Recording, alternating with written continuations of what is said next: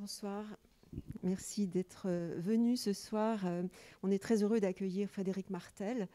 Dans nos salles actuellement, comme vous le savez peut-être, il y a 4 expositions qui utilisent l'image animée. Parmi elles, je dis elles parce que ce sont des femmes artistes, il y a Jasmina Sibic au 2e étage, qui est une artiste slovène qui s'intéresse précisément au soft power à travers ses recherches historiques.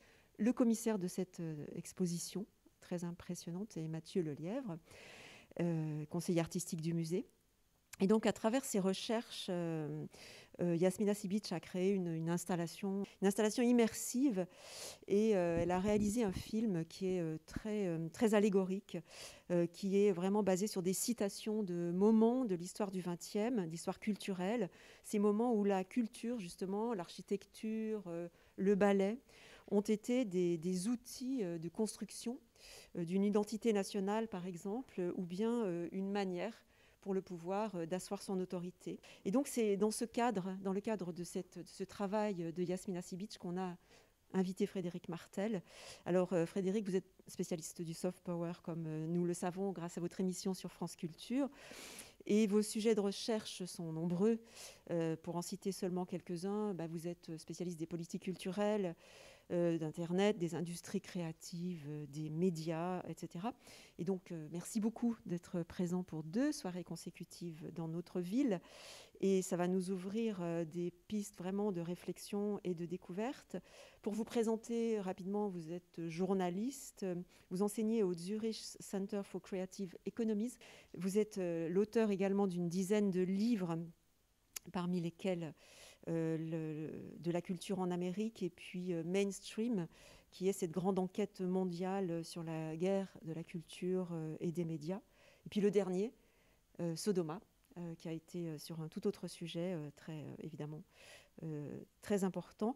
Donc on vous a proposé en 2 soirées de couvrir ce phénomène qui est international, mais pas tout à fait récent, du soft power. Et on va voir comment la culture influence les relations internationales chez les anglo-saxons, mais vous allez poser la question apparemment aussi pour la France du soft power et aussi pour la culture en France. Et demain soir, vous traiterez de la bataille des contenus qui viennent en relais ou parfois malheureusement en amont de la force militaire. Et donc ces 2 séances vont nous permettre, je l'espère, et j'en suis sûre, une forte prise de conscience, en tout cas, je parle à titre personnel, et une mise au jour de tous ces terrains insoupçonnés où la culture de masse, le divertissement sont entraînés, et cela sans grande distinction. Donc merci beaucoup. À la suite de la conférence, on pourra échanger un peu à travers quelques questions. Bonsoir à tous. Merci d'être venu ici à Lyon. La dernière fois où j'ai fait une conférence ici, c'était un petit peu en banlieue. C'était sur un tout autre sujet et quelques opposants assez radicaux, c'était un autre contexte aussi, avaient organisé une démonstration de force. Il y avait 3 bus contre moi. Ce soir, c'est beaucoup plus calme, donc ça prouve que les sujets culturels sont peut-être plus intéressants, mais sans doute moins polémiques. En tout cas, depuis le cardinal qui avait organisé tout ça est parti. Les enquêtes ont montré que l'Église n'était pas au-dessus ou au-dessous, je ne sais pas comment on dit, de tout soupçon. Et donc, je pense que maintenant, ils sont beaucoup plus calmes et ils s'intéressent moins à moi. C'est évidemment d'un tout autre sujet que je vais vous parler ce soir. Ce soir et demain soir, je m'excuse déjà pour ceux qui ne seront pas peut-être là demain. Les 2 choses ont été construites un peu en parallèle. Donc ce soir, je vais me concentrer essentiellement sur, au fond, cette notion qui a plein de défauts, mais qui en même temps parle, celle du soft power, en me concentrant beaucoup sur le modèle, sur comment ça fonctionne, et notamment sur sa matrice américaine. Et demain, je sortirai un petit peu de cette matrice et des États-Unis pour parler de la manière dont elle se déploie finalement à travers le monde. Donc ce soir, je vais rester peut-être un peu trop américain.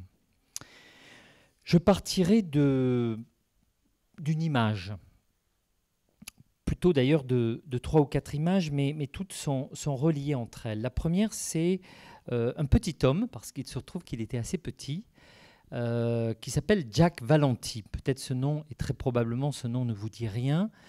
Je l'ai rencontré dans son immense bureau, alors que lui était tout petit, c'était assez drôle. Il était vraiment très petit. C'était un immense bureau à Washington. Et lorsque je l'ai rencontré, à un moment, il me prend par la main et il me dit « Venez voir ». Et on traverse le bureau, donc très grand, et il me montre une photo qui était encadrée comme ça, posée sur une sorte de pied. Et il me dit « Regardez, je suis là ». Effectivement, il était petit, tout petit, dans la photo. Et cette photo, c'était celle très importante, assez célèbre, où à bord d'un avion, Air Force One, avec une femme, ou plutôt un homme qui a la main levée, qui prête serment, et à cet instant-là, il devient président des États-Unis. C'est le président Johnson, quelques heures après l'assassinat de John Kennedy. Ça se passe dans l'avion. Au fond, il y a le cercueil de Kennedy qui va retourner de Dallas à Washington. Il y a Jackie Kennedy à côté et la femme qui représente la Cour suprême qui fait prêter serment à Johnson à ce moment précisément. Et Jack Valenti est dans l'avion. À ce moment-là, il est simple conseiller, vaguement d'ailleurs pas permanent, de Johnson, qui n'est que vice-président. Il l'a accompagné dans ce voyage à Dallas, au Texas. Et par accident, évidemment, et puis surtout par un hasard incroyable de l'histoire, c'est à ce moment-là où l'assassinat de Kennedy a lieu et Jack Valenti est pris dans le cortège, comme ça, de toute urgence, emporté par les agents qui protègent le tout nouveau président des États-Unis, à savoir Lyndon Johnson.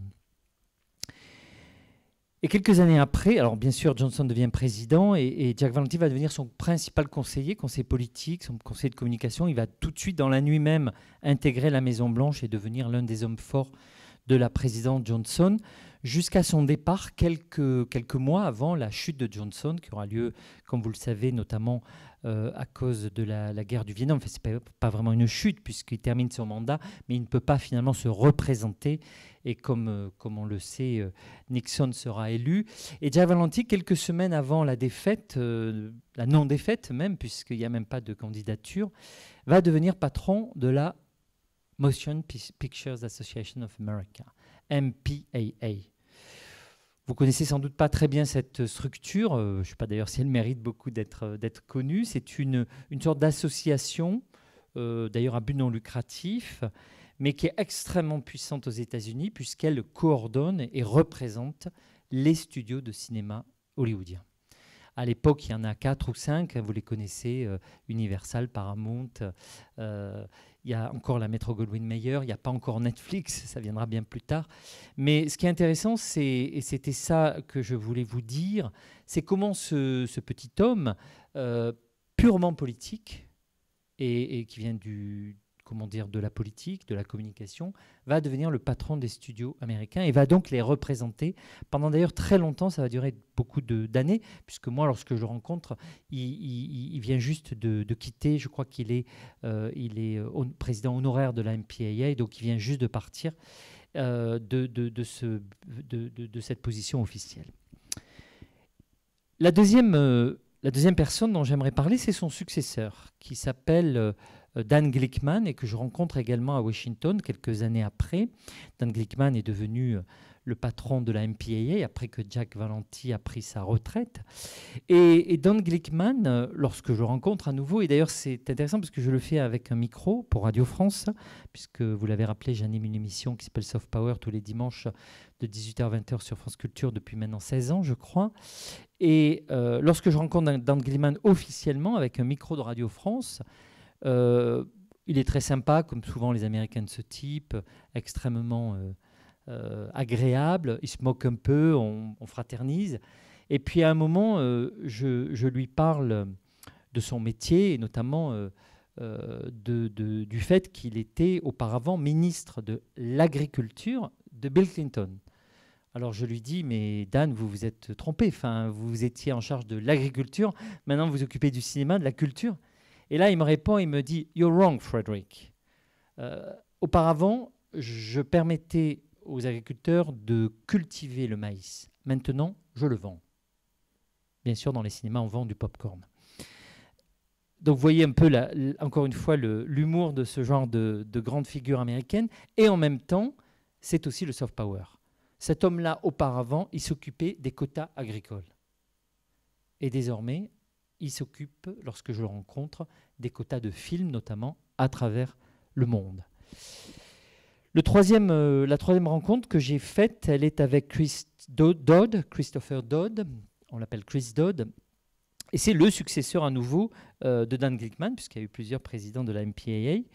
Et lui, lorsque je le rencontre, c'est un très important homme politique américain, puisqu'il a été non seulement congressman initialement, puis sénateur.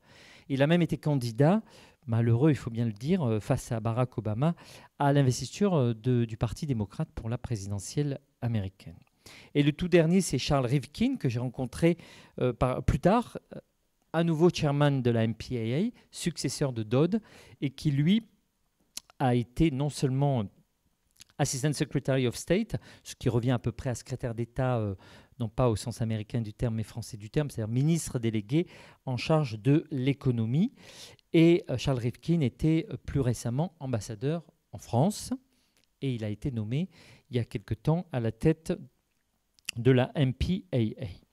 Ces 4 hommes, d'ailleurs ce ne sont que des hommes, qui dirigent, parce que c'est vraiment ça qui se passe, dirigent et sont les principaux lobbyistes mondiaux pour le cinéma américain, sont un exemple, me semble-t-il, de ce qu'est le soft power.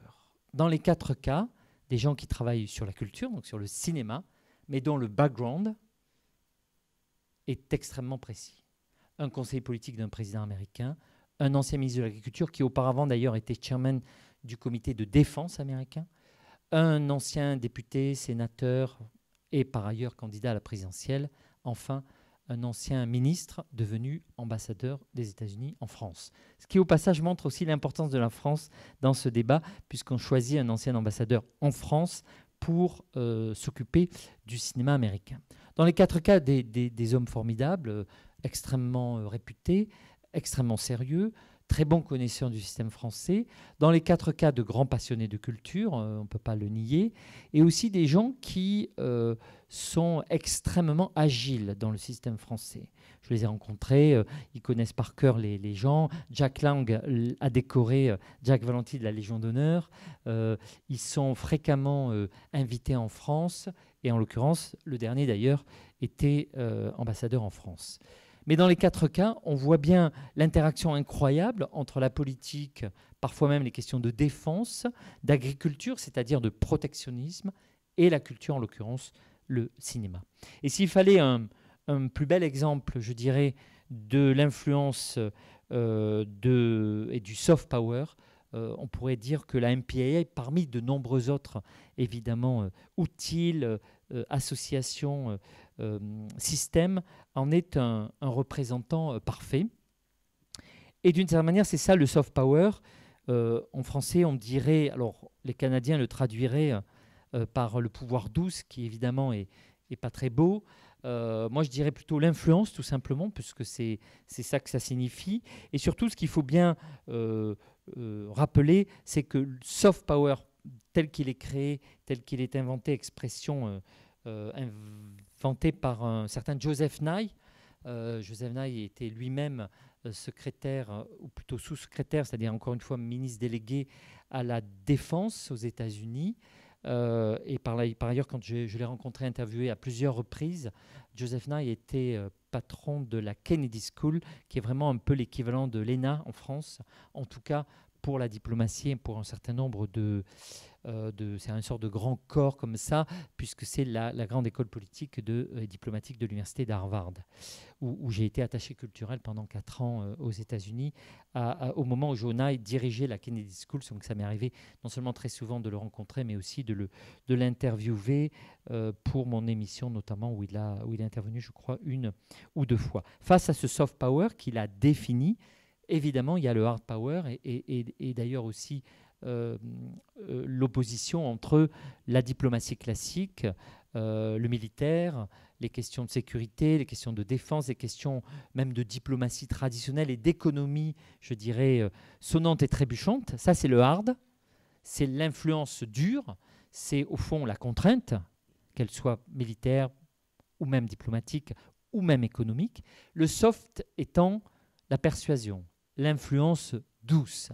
En l'occurrence, le soft, eh bien, c'est très précisément la MPAA, c'est-à-dire le cinéma, la culture, le numérique, mais également les valeurs, par exemple. Le rôle, on pourrait dire que le travail que fait l'UNESCO, c'est du soft. Le travail que font les organismes sur les droits de l'homme, c'est du soft.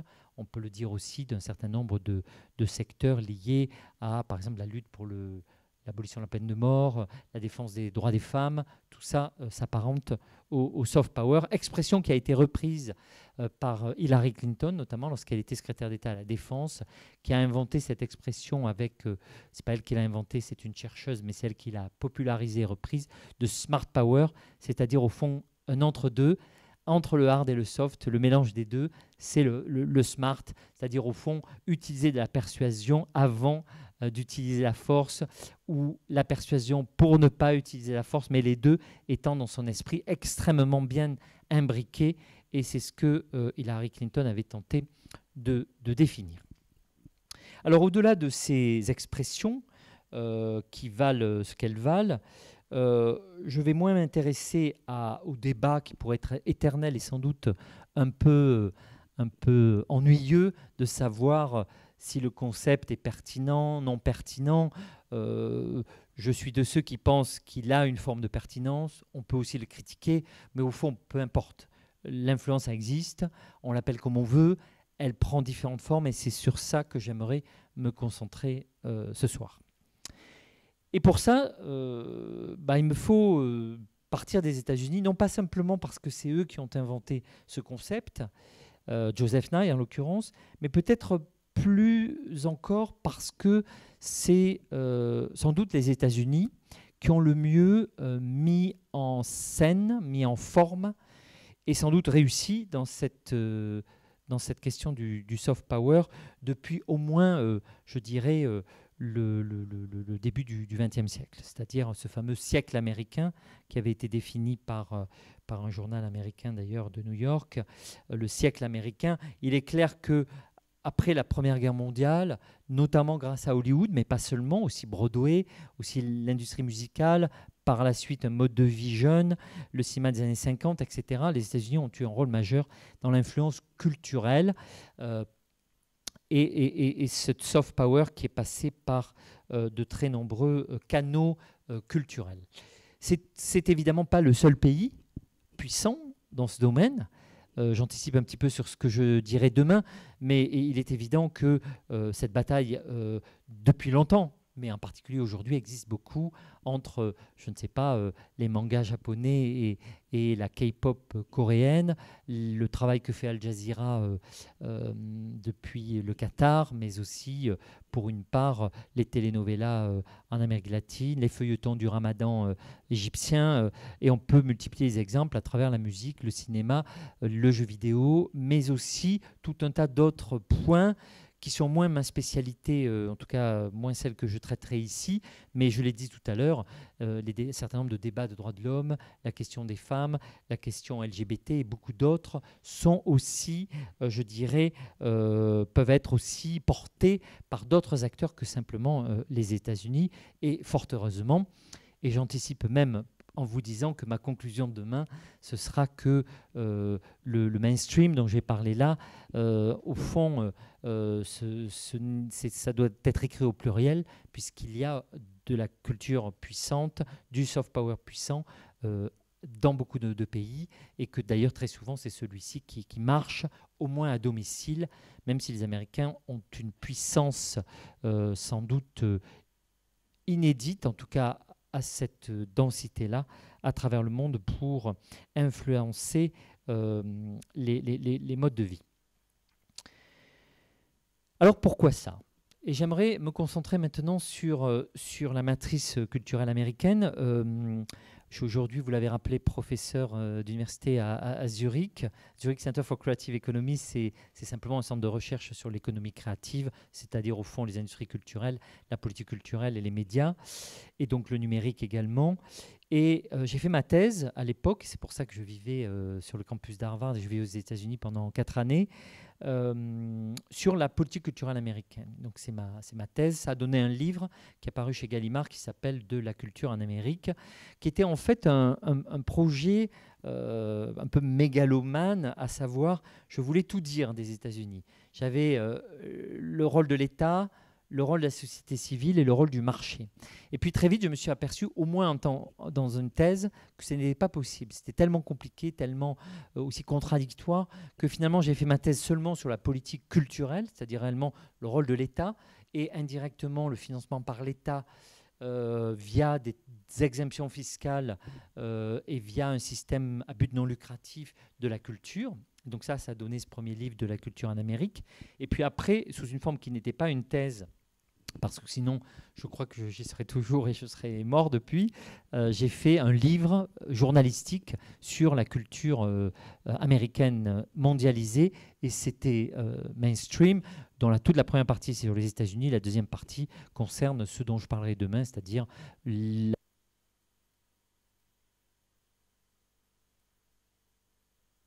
la culture de masse et la culture, je dirais, populaire, ailleurs qu'aux États-Unis, notamment sur les autres continents et les autres capitales culturelles à travers le monde. Alors pourquoi cette culture américaine est-elle malgré tout si puissante au point où, lorsque j'ai enquêté par exemple à Gaza, qui est quand même un territoire très compliqué de Palestine, comme vous le savez, à l'ouest d'Israël, au nord de l'Égypte, véritable prison où presque rien ne rentre et presque rien ne sort, surtout pas les Palestiniens. Malgré tout, dès que vous êtes dans un café, ils n'écoutent que de la musique américaine, ils ne voient que des jeux vidéo américains ou japonais, et ils sont essentiellement fascinés par le cinéma américain. Et c'est vrai aussi d'ailleurs en Iran. Lorsque j'étais à Téhéran, j'ai vu que toute la jeunesse du pays avait comme seul intérêt culturel premier la culture américaine. Alors pourquoi, y compris chez les pires ennemis des États-Unis, est-on si intéressé par la culture américaine? Je dirais d'abord que ce soft power-là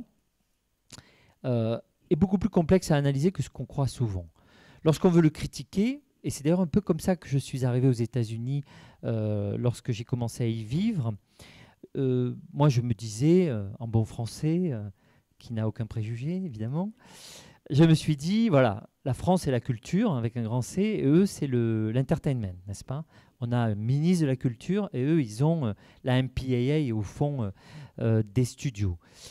Donc au fond, l'art c'est nous et eux, eh bien c'est pas le bazar mais presque, c'est le reste. Évidemment, quand on commence à vivre aux États-Unis, puis d'ailleurs il fallait pas être si, c'était assez simple de le deviner, c'est beaucoup plus complexe que ça. Il y a bien sûr, et il n'y a même pas de débat là-dessus, une puissance incroyable de la culture de masse américaine, et vous la connaissez tout aussi bien que moi, qu'elle passe par Disney, par le récent Dune, ou même pour une part James Bond, même si c'est un héros britannique, il n'empêche que c'est un film américain. D'ailleurs, au passage, quand les Chinois font des films et nous parlent des grands films chinois, généralement ils citent Kung Fu Panda qui a été fait par DreamWorks et qui est un film qui n'a certes avec le Kung Fu et le Panda deux symboles chinois très importants, mais le film est totalement américain. C'est d'ailleurs vrai aussi de Slumdog Millionnaire, grand film indien, mais qui a été fait dans les studios hollywoodiens. Donc sur ça, il n'y a pas trop de débat. Tout le monde sera d'accord pour rappeler que même s'il y a d'autres cinémas, heureusement, même s'il y a d'autres, je dirais, imaginaires, la culture américaine, depuis au moins l'âge d'or d'Hollywood, c'est-à-dire depuis avant la Seconde Guerre mondiale, et même parfois avant, pour une part, vraiment l'entre-deux-guerres, a réussi à nous pénétrer, si j'ose dire, par toutes nos pores en ce qui concerne l'entertainment, le cinéma de masse. Mais si c'était que ça, finalement, d'abord, ça serait assez facile de l'identifier et de lutter, si tant est que ce soit l'objectif, contre la culture de masse. Et puis, on aurait au fond toutes les autres cultures à notre disposition. Or, ce qui est plus fascinant, me semble-t-il, dans le soft power américain, en particulier dans le domaine culturel, c'est qu'il est capable de nous atteindre et donc de produire une culture sur toute les échelles à la fois, sur différentes échelles. Autrement dit, c'est bien sûr Avatar ou Matrix ou Dune, mais c'est aussi la contre-culture. Si vous allez dans le cinéma indépendant, si vous vous intéressez, y compris au cinéma féministe, évidemment LGBT ou autre, vous constaterez que les Américains sont très actifs dans ce secteur. C'est aussi vrai lorsque vous regardez la culture élitiste, par exemple, évidemment depuis la Beat Generation jusqu'à le Wooster Group, qui est un théâtre d'avant-garde new-yorkais, mais aussi le travail qui peut être fait dans les théâtres régionaux, dans la danse contemporaine, qu'on prenne juste Martha Graham, Merce Cunningham, Bill T. Jones et Trisha Brown et tant d'autres, mais aussi dans toutes les sphères comme l'art contemporain, où les artistes américains sont extrêmement dominants, et même parmi les principaux, parmi les 10 plus vendus au monde, en tout cas les plus chers au monde. Évidemment, il n'y a pas que le critère du prix, mais c'est un critère parmi d'autres. On voit bien que la culture américaine existe aussi grâce à cette contre-culture très puissante. Et puis elle existe encore plus peut-être à travers les cultures communautaires. C'est quoi le rap sinon une culture noire qui arrive, pour une large part, même s'il y a Eminem et quelques autres, qui arrivent à pénétrer le monde entier, en tout cas la jeunesse du monde entier, avec cette culture-là. C'est vrai aussi des cultures latino, c'est vrai des cultures asiatiques. Si on prend Broadway par exemple, vous avez les pièces noires, que ce soit celle d'August Wilson par exemple, ou latino, je pense par exemple au travail des artistes qui ont pu atteindre Broadway et qui sont latinos et assez fort nombreux. Par exemple, Nilo Cruz, qui est un Cubain-américain. Je pense à David Wong, qui est un Chinois-américain, qui a aussi fait Broadway avec M. Butterfly, qui n'est pas Madame Butterfly d'ailleurs, c'est juste M. Butterfly. Et on pourrait citer de très nombreux autres exemples, jusqu'à Avenue Q ou des spectacles extrêmement LGBT-friendly à Broadway, qui montrent que la contre-culture américaine pénètre aussi le mainstream et arrive à atteindre la culture de masse. J'ose même pas parler des cultures numériques, tellement c'est évident, qui non seulement avec les contenus, dont on pourrait reparler en détail, mais déjà avec les outils, que ce soit évidemment Google, Facebook, Twitter, Instagram et tous les autres d'ailleurs, à l'exception peut-être de TikTok qui, comme vous le savez, est chinois, bien que le TikTok français soit un TikTok américain, il est relié aux États-Unis, et c'est simplement les Chinois qui sont actionnaires, mais la société qui nous fournit TikTok est américaine, sinon d'ailleurs elle n'aurait pas eu le droit de continuer à se diffuser. J'ai reçu dimanche le PDG, enfin le patron France de TikTok dans mon émission, et la première chose qu'il a dit quand on l'a attaqué sur la Chine, il a dit non, moi je travaille pour les Américains, ce qui était une manière pour lui d'éviter toutes les critiques qu'on avait prévu de lui faire. Et puis enfin, si on veut critiquer le modèle culturel américain et ce mainstream, ce soft power dont je parle, et c'est ce qu'on fait souvent en France, hein, que ce soit dans Télérama, dans les Inrocks, dans l'IB, dans tous les journaux, dans l'Obs, etc., eh bien, comme par hasard, on utilise la plupart du temps des auteurs américains. Que ce soit Michael Moore dans sa critique des États-Unis, que ce soit Noam Chomsky pour prendre une figure radicale, que ce soit dans le monde diplomatique, généralement les articles de The Nation qui ont été traduits. Et je pense que c'est ça la puissance du soft power américain. Non pas seulement la masse, mais la capacité à être puissant dans la culture et dans la contre-culture, sur ces différentes échelles à la fois, c'est-à-dire donc à la fois avec le mainstream, la haute culture, la culture d'avant-garde, la contre-culture, les cultures communautaires, les cultures numériques et la critique du système lui-même, fait par les Américains. C'est donc à la fois Avatar et Tony Kushner, à la fois Spider-Man et Nan Goldin, à la fois Batman et Ang Lee, à la fois Slumdog Millionnaire, je le disais tout à l'heure, mais aussi tous ceux qui, de près ou de loin, peuvent influencer Philip Roth dans la littérature, Bret Easton Ellis, etc. Encore une fois, je ne suis pas là pour dire qu'il n'y a que ça, bien sûr, comme culture internationale, et j'y reviendrai demain. Mais il est clair que la culture américaine est très puissante. Et très souvent, d'ailleurs, j'avais fait un peu cette expérience lors de ce livre qui m'a amené dans plus d'une cinquantaine de pays. Donc j'ai passé du temps à le faire. Je dirais plutôt la série, c'est-à-dire à la fois de la culture américaine, l'Amérique, celui-là, et puis le troisième volume qui concerne le numérique et qui s'appelle Smart. Et quand j'ai voyagé, j'ai beaucoup voyagé partout, en Amérique, en Asie, en Afrique, etc., mais notamment en Europe aussi. Et en Europe, si on était avec que des étudiants, par exemple, européens ici, et que chacun serait d'un autre pays ce soir, parmi nous, et qu'on leur demandait quelle est leur culture. Ce qui serait très frappant, on ne peut pas le faire puisque je pense qu'il n'y a pas 27 personnes de nationalités différentes ici ce soir, mais si on demandait aux 27 de nous dire voilà, quels sont les artistes, les auteurs, la musique, les jeux vidéo, etc., en fait, contrairement à ce qu'on croit, ces 27 auraient plein de choses à dire sur leur culture nationale. Et chacun vous citerait un chanteur, un film, un livre, un artiste plastique national. Sauf que tous les autres, les 26 autres, ne le connaîtraient pas. Donc il y aurait 27 cultures distinctes, probablement différentes, sans qu'il y ait aucun lien entre les 27. Alors peut-être vous allez me dire, il y aura un qui citera Umberto Eco, un autre qui dira Almodovar, certes. Mais globalement, ce sera 27 îlots. Et la seule culture que ces 27 jeunes Européens auront en commun, ce sera la culture américaine. Encore une fois, peut-être vous citeront Truffaut, Godard, parce qu'on est français, on espère qu'ils les citeront, bien que Godard d'ailleurs ne soit pas français, mais suisse, mais peu importe. C'est ça, à mon avis, le problème. C'est pas tant le fait que la culture européenne domine. Après tout, c'est très bien que les gens s'intéressent à ce qu'ils veulent. Ce qui est un problème, c'est que nous, au niveau européen, nous n'avons pas réussi à créer, et ce depuis très longtemps. Je pense que ça a existé à certaines époques, le cinéma italien, Pasolini, Rossellini, Fellini, que moi j'adore, par exemple, qui est ma référence, surtout Rossellini d'ailleurs, dans l'histoire du cinéma, Visconti. Ça a existé à travers la nouvelle vague, sans doute, du cinéma français, je dirais, des années 60 notamment. Ça a existé à travers un certain nombre de grands auteurs européens, et nous en avons eu. La France a eu et a continué à avoir des grands auteurs. Mais aujourd'hui, certes, Michel Houellebecq vend partout dans le monde, mais il manque ce lien qui fait les 27. Alors une autre raison, là j'ai plutôt parlé des contenus.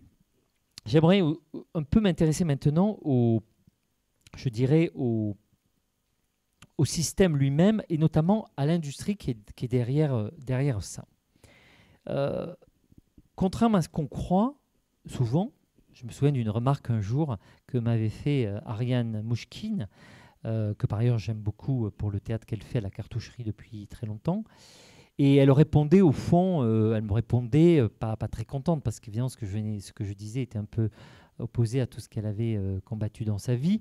Elle me dit, oui, mais moi, si on me donne l'argent, je saurais faire un best-seller, ou je saurais faire un blockbuster hollywoodien. Je ne crois pas. Je pense que ceux qui pensent que ce système n'est puissant que grâce à l'argent se trompent profondément. Et d'ailleurs, les Chinois, j'en parlerai demain, mais sont, j'oserais dire, payés pour s'en apercevoir. Les Chinois ont mis des millions, des centaines de millions, même plus, dans leur industrie pour essayer d'avoir un soft power puissant, qui a été quand même défini par leur actuel président comme étant la priorité. Le soft power, il a employé l'expression comme étant l'objectif du Parti communiste chinois. Or, aujourd'hui, il n'y a pas eu un best-seller, un blockbuster, une chanson chinoise qui a fait le tour du monde. Je ne dis pas qu'il n'y en a pas, mais je suis certain que vous auriez du mal à... Alors, il y a du cinéma indépendant. Généralement, les artistes sont en prison ou exilés. Mais il n'y a pas. Pourquoi ça? C'est que ce système, notamment le système américain, qui d'ailleurs aujourd'hui est la matrice qu'on retrouve partout dans le monde, dans la plupart des industries efficaces, c'est un système qui est assez légèrement mal compris. Généralement, on pense qu'on a une industrie culturelle et que c'est au fond un cinéma formaté, une usine. Et ce fut le cas. L'âge d'or des studios, c'est quoi? C'est d'abord, avant tout, une usine. Vous avez tout le monde qui est mis dans l'usine Et c'est comme si vous aviez, vous voyez, les matières premières qui rentrent d'un côté et le produit fini qui sort de l'autre. Et c'était presque ça. Vous aviez, tout le monde était salarié, les acteurs, les réalisateurs, tout le monde travaillait, parfois sur plusieurs films à la fois, dans une espèce de matrice incroyable, l'âge d'or des studios hollywoodiens. Et cette machine permettait d'abord de produire beaucoup de choses à des coûts relativement bas, parce que les acteurs étaient salariés, donc du coup, ils pouvaient travailler toute la journée, et ainsi de suite les réalisateurs, même si quelques stars, évidemment, étaient un peu mieux payés. Et surtout, il y avait vraiment l'idée de produire quasiment la fameuse voiture T ou toutes les mêmes pour le monde entier. Et ça a d'ailleurs marché assez longtemps. Sauf que ce n'est plus du tout ça à Hollywood. Ce n'est plus du tout ça l'industrie du livre ou l'industrie de la musique ou l'industrie du jeu vidéo. Ce ne sont plus du tout des industries créatives au sens classique du terme ou des industries culturelles ou des usines, mais je dirais que dans le mot industrie culturelle, mot au passage qui a été inventé contre l'Amérique par l'école de Francfort notamment, c'est-à-dire des marxistes de la fin des années 30, à commencer par des gens comme Benjamin, Horkheimer, mais surtout en l'occurrence Adorno. La réalité, c'est que ce système n'est plus une industrie, mais elle est restée créative. Une industrie culturelle sans l'industrie. Qu'est-ce qui s'est passé? D'abord, aujourd'hui, ce ne sont plus des produits qui sortent des studios, ce sont des services, ce sont des contenus. À une époque pas si lointaine, on transportait des bobines, on transportait des DVD. Aujourd'hui, tout ça fonctionne avec des flux. Ensuite, l'usine, où tout le monde était salarié, où tout le monde appartenait à un des grands studios, Universal, Paramount. Aujourd'hui, quand vous regardez, si vous regardez par exemple le dernier, je dirais le dernier Dune par exemple, ou si vous regardez, j'ai déjà vu son générique, le Spider-Man qui sortira en décembre. J'ai pas vu le générique final, mais je devine puisque j'ai vu les précédents. À la fin, vous avez, si vous regardez le générique final, vous avez des centaines de noms qui apparaissent et généralement reliés à des structures. En réalité, le studio, c'est une banque. C'est une banque qui a l'argent, le capital, qui garde, il paye et il obtient en échange le copyright. Donc c'est ça son système. Mais il va déléguer la production du film à une société extérieure qui elle-même va redéléguer à des dizaines et en fait à des centaines de sociétés. Quand j'ai visité quelques-uns des producteurs de cinéma, des sociétés de production de cinéma à Hollywood, j'étais très surpris que j'étais parfois dans des gens qui faisaient des films considérables et vous aviez une centaine de personnes qui travaillaient, pas plus. Pourquoi? Parce d'abord, ils avaient l'argent des studios et ils retravaillaient avec des centaines d'autres sociétés puisque tout est décentralisé. On va confier le son à telle société, on va confier le script à telle autre, on va avoir une multitude de studios qui s'occupera de la partie qui sera tournée dans le désert, l'autre qui va s'occuper des effets spéciaux, etc. etc. Et sans parler de tout le reste, bien sûr, les attachés de presse, la communication, le marketing international, qui à l'époque étaient tous centralisés, aujourd'hui sont complètement décentralisés. Et donc en fait, on est passé d'une factory, d'une usine, à une constellation d'acteurs, une variété infinie d'acteurs, avec des profils très variés, et des startups, des PMI, des PME, innombrables, qui contribuent au succès d'un film et qui d'ailleurs peuvent travailler pour le concurrent, ce qui fait que quand vous allez chez Sony, ça m'est arrivé, j'ai visité les studios, et il y avait un film de Paramount qui était tourné là. Donc en fait, on a complètement cassé ces studios. À part les Chinois qui veulent reconstruire cette matrice-là, plus personne ne fonctionne comme ça aujourd'hui. C'est aussi un modèle économique par projet, où la culture du contrat prime, et donc vous n'êtes pas salarié, mais vous êtes ce qu'on appelle dans le langage hollywoodien work for hire, c'est-à-dire que vous êtes contractualisé avec votre copyright que vous cédez for hire pour un contrat particulier. Et ainsi de suite, avec l'importance des structures satellites, etc. Et d'ailleurs, une petite anecdote à ce sujet, il y a quelques années, je me souviens d'un article très long dans Télérama qui concernait un film d'ailleurs très beau que j'avais bien aimé. Et il y avait une longue interview de ce metteur en scène, réalisateur, et qui expliquait en gros, je me bats contre Hollywood, je défends le cinéma indépendant, etc. Bon, il était très, très gentil. Par ailleurs, son film qui s'appelait Broken Flowers, était tout à fait sympathique. Et à la fin, il y avait juste une petite ligne qui disait Broken Flowers, donc un film, je ne sais pas, couleur, je ne sais plus combien ça durait de temps, 1h40 ou je ne sais quoi, qui sortira telle date. Un film Focus Feature. Focus Feature, c'est à 100% une major hollywoodienne. Donc la critique qui était faite du système, elle était faite avec l'argent intégralement d'Hollywood. Et Focus Feature, c'est même pas une structure satellite, parce que parfois, c'est des studios indépendants qui sont sous contrat. Là, c'est vraiment, on est dans Universal, c'est-à-dire on est à 100% dans Hollywood, chez une major. Donc c'est là aussi où c'est intéressant, c'est que les majors et les indépendants sont complètement fusionnés aux États-Unis. Les indépendants n'existent pas sans pouvoir un jour ou l'autre faire un film ou des bouts de film avec des majors. Les majors ne peuvent rien faire puisqu'elles ne font plus rien aujourd'hui. Ce sont des banques, je l'ai dit. Elles ont besoin des studios indépendants pour faire leurs films. Donc tous les films sont faits par des studios indépendants et tous les indépendants travaillent avec des majors. Alors à part quelques exceptions, celui qui fait ses vidéos à Harvard et qui continue à avoir la pureté. Mais on en reparlera dans 20 ans pour savoir ce qu'il est devenu. Ce qui est intéressant dans ce modèle-là, c'est que ce n'est pas juste un modèle propre au cinéma, mais on le retrouve également dans la plupart des industries culturelles. Si vous prenez par exemple l'édition, vous avez des grands groupes, je pense à Bertelsmann, un premier groupe mondial d'édition qui est allemand, qui possède Random House, qui est le géant américain du livre, ce qui prouve d'ailleurs déjà que c'est un Allemand, mais ça fait des livres, ça produit des films américains. Et au sein de Random House, vous avez ce qu'on appelle les imprints, c'est-à-dire de très nombreux éditeurs, c'est comme un studio indépendant pour le cinéma, des petites maisons d'édition qui sont souvent à 100% des filiales de Random House et donc de Bertelsmann, mais qui sont toutes indépendantes et qui font tout ce qu'elles veulent. On retrouve également ce système dans la musique, bien sûr, avec les labels, où la plupart des labels sont liés à des majors, mais conservent une très grande latitude, souvent l'indépendance presque totale, sur ce qu'on appelle l'A&R, c'est-à-dire Artist and Development, ou Artist and Research, c'est-à-dire la partie créative du label. Et dans le jeu vidéo aussi, on retrouve ce système où vous avez la plupart du temps des grands studios. Alors il y a des exceptions, mais beaucoup de grands studios travaillent avec d'innombrables petits studios. Ça vient aussi du fait qu'aujourd'hui, comme vous le savez, d'abord un film hollywoodien, ça coûte plus de 100 millions de dollars pour être juste créé. Et les jeux vidéo aussi, puisqu'on atteint des sommes assez proches aujourd'hui dans le jeu vidéo. Je termine sur ça avec une dernière information ou un dernier élément, c'est que contrairement à ce qu'on croit, ce système donc très marchand, là on est dans le mainstream, on est presque dans du hard, même s'il s'agit de soft, on est dans des studios, des labels, des imprints qui fonctionnent avec des millions de dollars. Le lien qu'ils ont avec la créativité est très spécifique.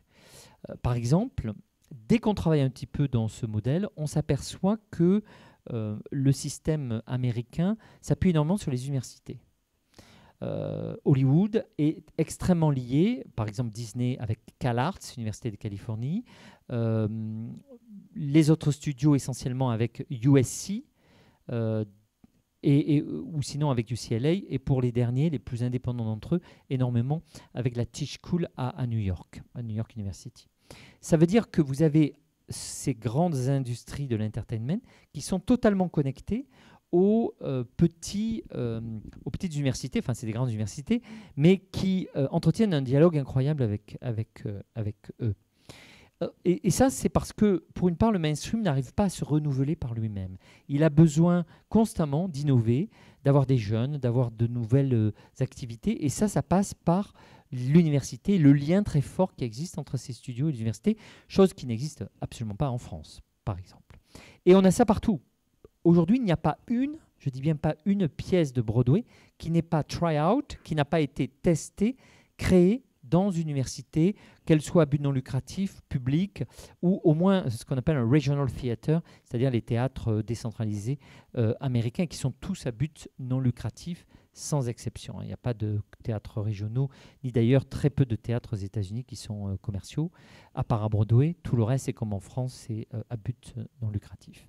Et même chose aussi pour les presses universitaires, qui vont nourrir énormément l'édition, même si elles représentent moins de 5% du chiffre d'affaires de l'édition, donc mais plutôt 3%, donc elles sont très petites en vente, mais très grande en diversité, puisqu'elles offrent plus de 10% des ventes globales d'auteurs aux États-Unis. Et surtout, c'est souvent là où des auteurs émergent dans la poésie, mais aussi dans des secteurs beaucoup plus mainstream, où ils vont après être repérés et continuer.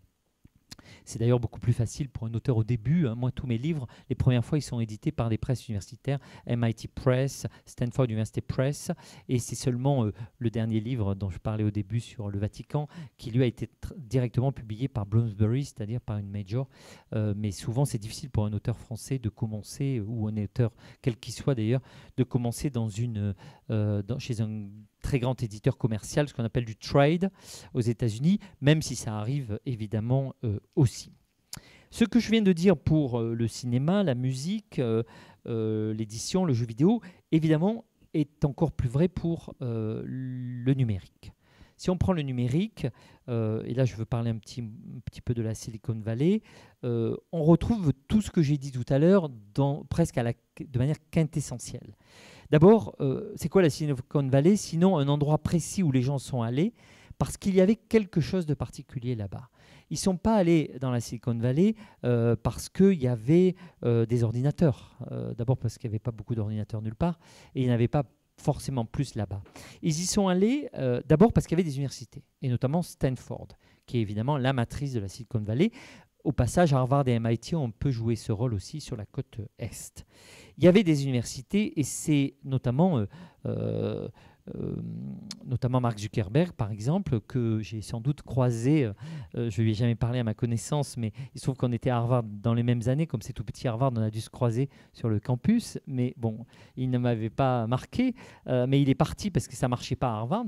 Vous savez, son fameux projet de Facebook qui n'était pas encore Facebook. Et il va à Stanford. Et c'est là où il crée Facebook. Et comme vous le savez, l'université a un peu mis d'argent pour aider ce jeune gueux qui n'était pas très sympathique, d'après ce qu'on a compris. Évidemment, ça a permis à Harvard de récupérer à Stanford de récupérer plusieurs centaines de millions pour le petit pourcentage d'argent qu'ils avaient mis pour investir dans le Facebook que voulait créer Mark Zuckerberg. Mais au-delà même de l'université, il y a quoi en Californie? C'est aussi un endroit particulier. C'est d'ailleurs pour ça que tous ceux qui depuis disent on va recréer une Silicon Valley, je me souviens, Jacques Chirac disait ça, Nicolas Sarkozy disait ça, même François Hollande nous a dit on va créer un Google français, on attend toujours, c'est qu'il y a une spécificité vraiment particulière là-bas. D'abord les autoroutes, ça a l'air de rien, mais c'est la zone où les autoroutes se sont développées, les highways avec Eisenhower, notamment les beltways qui en découlent pour connecter la ville de San Francisco, la suburb et surtout l'exurb, c'est-à-dire le troisième anneau de ville autour de San Francisco qui est la Silicon Valley. C'est aussi l'endroit où il y avait des ingénieurs. Alors, je l'ai dit à cause de Stanford, mais aussi à cause de Berkeley, université très en pointe sur ces questions d'ingénieurs, etc. Il y avait aussi des artistes, et notamment des hippies, très présents dans la zone. C'était aussi une ville gay et lesbienne, comme vous le savez, le Castro de San Francisco, qui joue un rôle majeur aussi dans l'attraction, non pas simplement à cause du Veggie et de la Mission District, mais toute la zone queer de Haight, Asbury, évidemment du Castro, mais aussi de Market Street ou Lower Haight, qui est un peu le petit frère du Castro, sans parler de toutes ces zones très arty de Berkeley ou de Oakland, qui exprimaient, montraient cette effervescence incroyable dès les années 50 et 60. C'est là où a lieu la révolution gay, c'est pour une part là où a lieu une partie de la révolution féminine, ce qu'on appelle les 60s aux États-Unis, c'est-à-dire l'équivalent de mai 68 en France. Aux US, ça dure plus longtemps, on appelle ça les 60s, et une partie de la révolution noire a lieu dans ces quartiers-là. La drogue, bien sûr, aussi, et la Beat Generation. N'oublions pas que Jack Kerouac, qu'est-ce qu'il veut faire dans On the Road? Il veut aller à Frisco, c'est-à-dire à San Francisco. Donc c'est la matrice vers laquelle les gens vont. C'est donc à la fois la contre-culture dont je parle là, mais aussi, évidemment, tout ça va devenir très mainstream avec les sociétés comme Google et tous ceux que j'ai cités tout à l'heure. On a donc là, encore une fois, cette matrice qui combine la créativité, les artistes, l'innovation, les ingénieurs, les universités, Et puis, bien sûr, les ventures capitalistes qui sont très présents à San Francisco, comme les studios sont des banques, je le disais tout à l'heure. Tout ça n'est possible que parce que vous avez des gens, des ventures capitalistes qui peuvent mettre de l'argent dans ces sujets. Au passage, je fais une parenthèse, mais si on prend une révolution en cours que nous sommes en train de vivre, dont je pense qu'on n'a pas encore mesuré les conséquences, qui est l'intelligence artificielle, puisque je ne suis pas spécialiste, mais ce que les spécialistes me disent, je ferai bientôt une émission sur ça d'ailleurs avec le grand patron de l'intelligence artificielle en France, qui par ailleurs est préfet et très malin, c'est que ce n'est pas juste une évolution du computer ou des réseaux sociaux et qu'on est à l'étape d'après. C'est une autre révolution. C'est-à-dire que vous avez la révolution industrielle, l'électricité, vous avez le computer, vous avez l'AI qui va être une nouvelle révolution et qui va tout changer à nouveau. Et si on prend l'AI, aujourd'hui, 98%, écoutez bien ce chiffre, des investissements sont faits aux États-Unis et en Chine. Tout le reste, c'est-à-dire toute l'Europe et tous les autres pays du monde, ont 2%. Donc vous voyez le problème que nous avons. Ce n'est pas juste un problème qu'on a face à nous, un méchant capitaliste, c'est qu'on a une matrice et une matrice de soft power qui devient presque du hard, hein, parce que le numérique, ça a tendance à devenir du hard quand ça représente des milliards de dollars et qui sont pour une part, j'oserais pas dire volés, mais en tout cas pour une large part pris à notre économie.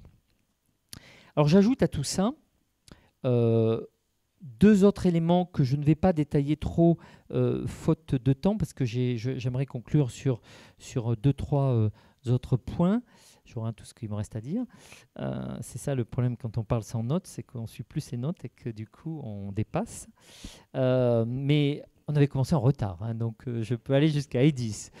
Il y a deux points que j'aimerais un petit peu détailler rapidement. D'abord, la notion et la définition de la culture, et puis ensuite la question de la diversité culturelle, qui me semble également très importante dans le soft power.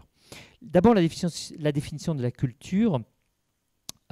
Si vous voulez, pour quelqu'un comme moi, et donc un peu comme vous, qui est très français, donc très européen, très marqué par une matrice qui vient de, je ne sais pas de quand, de Victor Hugo, ou même de Léonard de Vinci, ou peut-être même de Michel-Ange, et si on remonte plus loin, de Platon et Socrate, on est habitué à une hiérarchie culturelle très précise avec laquelle on a grandi, qui est le modèle européen de la culture classique, avec la distinction très forte entre la high culture et la low culture. En anglais, on dit les high brow, low brow, c'est-à-dire au-dessus des sourcils ou en dessous, c'est-à-dire un peu ceux qui se prennent au sérieux et ceux qui sont plus populaires. Et ça, c'est une matrice très importante. Il suffit de voir Jean-Luc Godard, il parle de ça tout le temps. Il suffit de lire Hannah Arendt ou Montaigne. Il suffit de voir les textes d'Adorno, par exemple, sur le jazz. Si un jour vous vous intéressez à ce sujet, essayez de relire. Il n'y en a pas beaucoup, mais je crois qu'il y a 2-3 articles très importants d'Adorno sur le jazz. Adorno, donc ce grand théoricien marxiste de la culture européenne, exilé aux États-Unis parce que juif, au début de la Seconde Guerre mondiale, et qui va arriver aux États-Unis, qui ne va pas comprendre ce qui se passe, qui est complètement à la fois en adoration, mais aussi critique à l'égard des industries culturelles. Et il va dire le jazz. Alors il entend le jazz, il commence à s'apercevoir que ça compte, mais il ne peut pas admettre, peut-être parce qu'il est européen, juif, allemand, aussi marqué par la hiérarchie culturelle comme moi et vous peut-être, il ne peut pas admettre que ce soit de la musique. Et il va le dire dans ses articles de manière assez belle d'ailleurs. Il ne dit pas que c'est pas beau, il dit qu'il aime le jazz, mais il dit que c'est pas de la musique. Et comme il ne peut quand même pas dire qu'il faut le jeter à la poubelle, il dit c'est de la radio. Le jazz, c'est de la radio, c'est pas de la musique. Alors évidemment, aujourd'hui, personne ne dirait que le jazz, c'est de la radio. Tout le monde sait que c'est non seulement de la musique, mais sans doute une des musiques classiques du XXe siècle. Mais ce qui est intéressant, c'est comment il n'a pas accepté qu'on puisse, au fond, si ça voulait dire, si c'était de la musique, que c'était comme Mozart, Verdi, Wagner et autres. Et ça n'était pas possible pour lui. Or, évidemment, ce qui se passe aux États-Unis, c'est que cette hiérarchie culturelle a complètement explosé. Je ne dis pas qu'il n'y a pas des hiérarchies. Dans mon livre de la culture en Amérique, j'ai bien montré comment les grands patrons qui sont dans les conseils d'administration des grands musées, des grands opéras, des grands orchestres, n'ont qu'un objectif, c'est d'amener la culture européenne. Les impressionnistes, ils veulent tous des impressionnistes. Ils veulent Tchaïkovski, ils veulent tout le temps la musique française classique dans ces grands lieux. Mais c'est vrai que au-delà d'eux, la culture américaine, c'est une culture qui refuse cette hiérarchie et où tout un peu est mêlé, que ce soit le jeu vidéo, les séries télé, le manga, Internet, les startups, la pub, la bande dessinée, mais aussi la culture numérique. Non pas d'ailleurs qu'on n'ait pas le droit de dire « je préfère ça qu'autre chose », mais c'est un droit individuel. Plus aucun critique américain, depuis à peu près le milieu des années 60, j'ai daté ça avec les textes de Pauline Kael dans le New Yorker, c'est un peu spécifique, mais vous pourrez regarder ça si ça vous intéresse, personne ne pourra dire que ça c'est de la culture, ça n'en est pas. Et la matrice, évidemment, c'est la culture noire, puisqu'il se trouve que la culture noire est extrêmement liée à la musique, hein, comme vous le savez, la Motown, qui va mener jusqu'à Michael Jackson, le jazz, le blues auparavant, et que pour une raison qui est sans doute liée profondément à la diversité américaine, on ne peut pas rejeter cette culture-là musicale populaire comme étant pas aussi bonne que la culture européenne. Et donc là, Adorno, d'une certaine manière, est zigouillé et fusillé, pardonnez-moi l'expression, par les Américains parce que c'est un Européen et les Américains ne veulent pas du tout penser comme ça. On ne peut pas dire, d'ailleurs, si vous lisez le New Yorker, c'est très très intéressant, le New Yorker, qui est le grand journal américain de la culture américaine, il va toujours vous dire que il va toujours se moquer de la culture de l'élite intellectuelle et il va toujours prendre au sérieux la culture populaire, toujours. Vous avez des articles incroyables sur Matrix, Spider-Man, etc. Et après ça, ils vont se moquer des intellos un peu prises de tête, highbrow. Et donc là, on a une vraie évolution de la définition de la culture qui va accompagner la diffusion de la culture américaine, notamment de ce soft power. Et le deuxième élément, c'est la diversité justement culturelle américaine. Et là encore, alors je vais peut-être dire une chose qui va choquer certains d'entre vous. J'ai failli être excommunié à plusieurs endroits, dont de Télérama, pour avoir dit ça, mais je suis sûr de moi, donc je persiste et signe. C'est que la matrice culturelle américaine est une matrice très complexe à comprendre sur la question de la diversité. Nous autres Français, on a tendance à dire qu'on représente la diversité et qu'on lutte héroïquement, avec Jack Lang en tête, contre le mainstream, pour le coup, et la volonté des Américains d'imposer leur culture au reste du monde. Et pour le coup, c'est pas faux. Comme vous le savez, je suis assez fan de Jack Lang. D'ailleurs, je viens de signer un livre avec lui qui s'appelle Une révolution culturelle, qui est paru il y a quelques semaines, qui fait 1400 pages. Donc, voilà. C'était surtout lui, d'ailleurs, qui l'a fait, puisque ce sont ses notes. Moi, j'ai juste compilé les notes, je les ai classées et je les ai préfacées. Mais donc, ce combat est tout à fait légitime, puisque je crois qu'on a eu raison de se battre à l'OCDE, à l'OMC, à la WTO, à l'UNESCO, pour lutter contre les États-Unis, notamment dans leur volonté de détruire en Corée du Sud, par exemple, au Japon, en France aussi, les quotas du cinéma, parce qu'ils voulaient que le cinéma hollywoodien puisse se diffuser plus fortement partout. Et donc, ils luttaient, et aujourd'hui, ils le font aussi avec Netflix, par exemple. Netflix qui a rejoint la MPAA, comme quoi nous avons le rôle de la MPAA est assez clair. Elle s'adapte aussi à les évolutions du cinéma. Bref, tout ça contribue à détruire les cultures locales pour faire en sorte que la culture américaine est une autoroute devant elle pour diffuser ses produits. Et donc, il y a une vraie volonté de détruire la diversité culturelle de la part des Américains. Et ce combat-là que nous menons, d'ailleurs les Canadiens aussi, les Européens, les Coréens, les Japonais, d'autres, même les Chinois, sur ce registre, on a raison de le faire. Et pourtant, ce qui se passe à domicile est exactement à l'envers. Autrement dit, certes, les États-Unis luttent contre la diversité culturelle à l'extérieur de chez eux, de leurs frontières, mais ils la favorisent énormément à l'intérieur de leurs frontières, exactement l'inverse de nous. Nous, on lutte pour la diversité culturelle sur la scène mondiale, mais très peu à domicile. Voir par exemple combien avons-nous aujourd'hui de théâtres noirs en France, de théâtres confiés à des personnes d'origine arabe. Je ne parle même pas des Chinois ou des Coréens ou des Indiens qui sont inexistants à la tête des institutions culturelles françaises. Aux États-Unis, c'est exactement l'inverse. C'est-à-dire on pourrait presque dire que la France défend la diversité culturelle à l'international, mais la refuse à domicile, alors que les Américains défendent la culture et la diversité culturelle à domicile, mais la refusent à l'international. Pourquoi ? Parce que vous avez tout simplement 52 millions d'hispaniques aux États-Unis. Et là, je parle juste des légaux. Si vous ajoutez entre 5 et 10 millions d'illégaux, vous voyez qu'on a 60 millions de latinos aux États-Unis. Vous avez, dont d'ailleurs 29 millions de Mexicains, 4 millions de Portoricains, 2 millions de Cubains. Donc la diversité, elle n'est pas que latino, elle est aussi de toutes les minorités, de tous les pays internes à l'Amérique latine. 38 millions de Noirs, sans doute un peu plus, 15 millions d'Asiatiques, dont 3 millions de Chinois au minimum, 3 millions d'Indiens, presque autant de Philippins, presque autant de Vietnamiens, 1,3 million de Coréens, etc. Donc aux États-Unis, quand on défend la diversité, on défend juste ce qui se passe dans le pays. Vous avez 800 théâtres noirs aux États-Unis, chose dont personne ne parle en France. Et moi, je les ai visités, enfin, pas les 800, mais j'ai été dans 135 villes américaines et dans 35 États. J'en ai visité plusieurs dizaines. La vivacité des théâtres noirs aux États-Unis est incroyable. Et encore plus, d'ailleurs, celle des théâtres latinos aujourd'hui, du théâtre féministe, du théâtre LGBT, du théâtre asiatique, etc.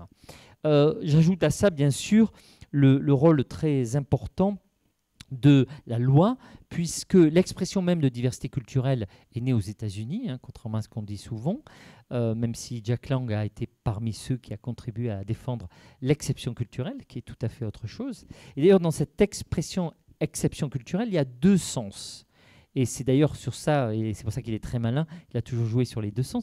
Il y a deux exceptions culturelles. Il y a l'exception culturelle qui vient dire on veut protéger notre culture. Et donc il faut une exception pour que la culture française, mais pourquoi pas la culture des Québécois au Québec, la culture des Espagnols ou des Catalans en Catalogne, il faut une exception pour défendre notre culture par rapport à la culture mainstream de l'entertainment américain. Ça, c'est la première exception. Et sur ça, c'est évidemment une défense identitaire et en tout cas pour le moins un peu patriotique, sinon nationaliste de la culture. Et puis il y a la deuxième définition de l'exception culturelle qui en fait est celle qui a été retenue par l'UNESCO et par la plupart des organisations internationales, contrairement à ce que voulait la France, à l'OMC notamment, mais aussi au FMI, c'est l'exception culturelle pour expliquer que la culture est un produit différent des autres, donc différent du marché et nécessite des aides, des configurations financières, un système de protection de quotas différent. Et là, ce qui est intéressant, c'est que les États-Unis ont une exception culturelle, même supérieure sans doute à la France, puisque, je ne vais pas développer ça faute d'avoir le temps, et puis j'en ai fait ma thèse, je vous renvoie à ce livre de la culture en Amérique, mais disons pour aller vite que la quasi-totalité de ce qui est fait par l'État en France dans la culture, parce que c'est une exception justement, on ne laisse pas le marché gérer nos bibliothèques, on ne laisse pas le marché gérer la danse, le théâtre d'avant-garde, la musique classique, c'est exactement pareil aux États-Unis. Ce n'est pas le marché qui gère tout ça, jamais, nulle part. Partout aux États-Unis et sans exception, il n'y a pas un musée privé aux États-Unis. C'est toujours des associations en 1901, c'est-à-dire la philanthropie, grâce à de l'argent public, puisqu'il y a une déduction fiscale qui est payée par l'État. Et donc tous les théâtres, sauf les 20 et 30 de Broadway, comme nous d'ailleurs les 30 théâtres privés parisiens, l'intégralité des bibliothèques, tous les musées, les orchestres, les ballets, les opéras, tout ça aux États-Unis, rien n'est privé. C'est toujours à but non lucratif. Au passage, c'est vrai aussi pour les universités, ce qu'on oublie toujours. On dit qu'il y a des universités privées aux États-Unis comme Harvard, Yale, Princeton, Middlebury College, Dartmouth, etc. Ce sont toutes des associations, loi 1901. Un équivalent aux États-Unis, on appelle ça des 501c3. C'est l'article 501 alinéa C petit 3 du Code fiscal américain qui définit le statut à but non lucratif, ce qui permet aux universités d'obtenir de l'argent de l'État et surtout des financements par les individus ou les entreprises via la philanthropie, mais ce n'est pas du tout de l'entrée au capital ou une société. C'est vraiment des lieux à but non lucratif. Donc voilà un peu le paradoxe de cette diversité culturelle. Et vous voyez évidemment où je veux en venir un peu pour conclure, c'est que c'est avec tout ça que les États-Unis, entre guillemets, nous pénètrent et nous arrivent à exister. Si c'était encore une fois qu'avec Disney, ce serait facile de lutter. Mais ils arrivent directement dans tous les quartiers difficiles français via le rap, sans aucune difficulté. Ils arrivent, aujourd'hui, toute la communauté, je dirais très en pointe, féministe, elle lit des auteurs très souvent américains. La culture gay est totalement américanisée. C'est-à-dire que vous avez à la fois le mainstream, mais la possibilité d'arriver par ces cultures minoritaires, contre-culturelles, d'avant-garde, qui sont tout aussi puissantes et qui ferment vraiment un soft power très efficace parce qu'il arrive à jouer sur toutes ces échelles à la fois. Je terminerai juste d'un mot pour vous laisser, je crois qu'il y avait une quinzaine de minutes de questions, si vous le souhaitez. Voilà un peu la matrice de ce soft power. Encore une fois, il y a aussi des choses en Chine, au Japon, en Inde, très fortement, même en Australie, dans le monde arabe, en Amérique latine, en Europe. Je l'évoquerai demain. Mais pour ce qui est de cette matrice, elle a été et elle reste très fortement américanisée. Alors, pour conclure d'un mot, combien tout ça pèse ? Bien, aujourd'hui, l'économie créative, c'est l'un des secteurs en fort développement au niveau international. Les exportations mondiales de biens et de services culturels sont aujourd'hui de l'ordre de un peu plus de 600 milliards de dollars par an. Et ça représente une part très importante, portée notamment par la culture américaine. Alors après, il faut regarder dans le détail selon les secteurs, puisqu'il y a beaucoup de différences selon les domaines. Par exemple, dans le secteur du livre, l'influence est moins forte. D'ailleurs, la France est un des pays, sans doute, peut-être, en tout cas, on aime dire, je ne sais pas si c'est toujours vrai, mais on aime dire qu'on est le pays qui traduit le plus au monde.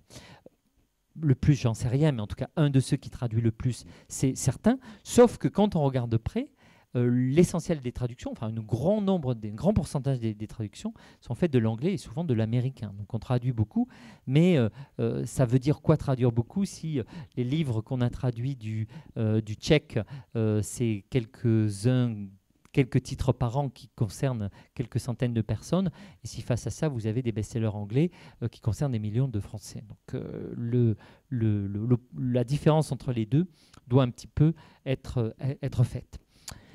Voilà ce que je voulais dire un peu rapidement, sans doute, sur ce soft power, pour le coup, un peu américanisé. J'ai réservé les autres pays pour vous inciter à revenir demain soir, pour que je ne sois pas tout seul.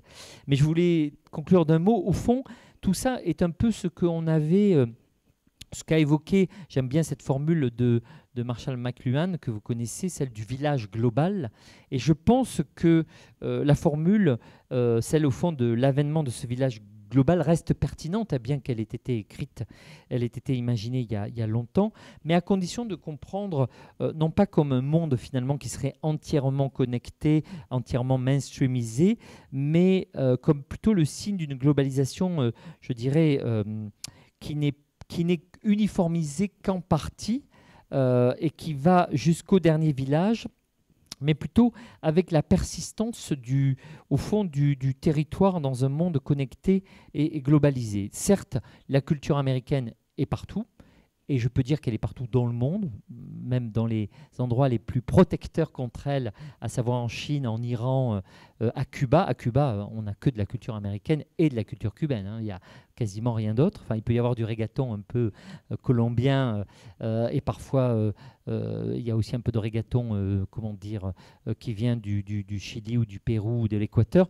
mais qui est toujours passé par la case Miami avant de revenir à Cuba, puisque je l'évoquerai demain, mais il y a des capitales internationales qui font que, par exemple, aujourd'hui, je termine sur ça, en Amérique latine, vous pouvez très bien devenir une star à domicile, mais si vous voulez devenir une star pour toute l'Amérique latine, que ce soit pour le cinéma, mais encore plus pour la musique, vous devez passer par les pôles, les capitales culturelles que sont Miami ou Los Angeles, puisque c'est là où, généralement, après, les télévisions vont pouvoir vous retransmettre dans la totalité de l'Amérique latine. Il y a encore une fois des exceptions à tout ça, mais ça montre bien que le soft power, c'est des œuvres d'art, malgré tout, de la qualité, malgré tout, même s'il y a aussi de l'entertainment, et c'est un territoire. Le territoire, l'endroit où on est, l'endroit où on se pose, l'endroit où on habite, hein, où atterrir, pour prendre la formule de Bruno Latour, c'est le cœur même de cette matrice. Merci.